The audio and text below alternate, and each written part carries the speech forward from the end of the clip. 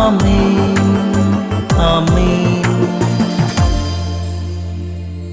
യേശുവിൻ്റെ ഏറ്റവും പ്രിയമുള്ള കുഞ്ഞെ, വിലാപങ്ങളുടെ പുസ്തകം 4-ാം അധ്യായം 1-ാം വാക്യം, സ്വർണമെങ്ങനെ മങ്ങിപ്പോയി, തങ്കത്തിന് എങ്ങനെ മാറ്റം വന്നു. സ്വർണമെങ്ങനെ മങ്ങിപ്പോയി, തങ്കത്തിന് എങ്ങനെ മാറ്റം വന്നു. സ്വർണം എങ്ങനെ മങ്ങിപ്പോയി, തങ്കത്തിന് എങ്ങനെയാണ് മാറ്റം വന്നത്? എൻ്റെ വിശുദ്ധ മന്ദിരത്തിലെ കല്ലുകൾ വഴിവക്കിൽ ചിതറിക്കിടക്കുന്നു.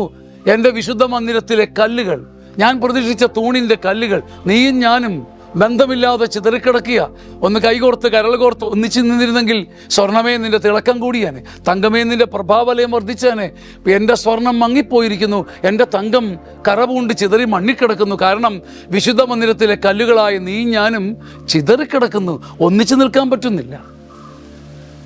നമ്മുടെ തങ്കപ്രഭയും നമ്മുടെ സ്വർണ്ണലാവണ്യവും കരം ചേർത്തും മനം ചേർത്തുമുള്ള നിൽപ്പാണെന്ന് മറക്കല്ലേ. നാം എന്ന് ചിതറുമോ അന്ന് വാരി വിതറി അകലേക്ക് എറിയപ്പെട്ട വിത്തുമണികൾ പോലെ നാം ഫലശൂന്യമായി പോകും.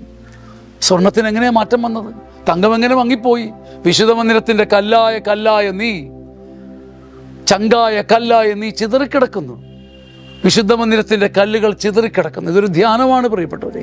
നാം ചിതറിക്കിടക്കുമ്പോഴും നമ്മുടെ വിശുദ്ധ മന്ദിരവും നമ്മുടെ വിശുദ്ധ സൗഹൃദങ്ങളും നമ്മുടെ വിശുദ്ധ കൂട്ടായ്മയും മങ്ങിപ്പോകും. ആമേൻ ആമേൻ ആമേൻ.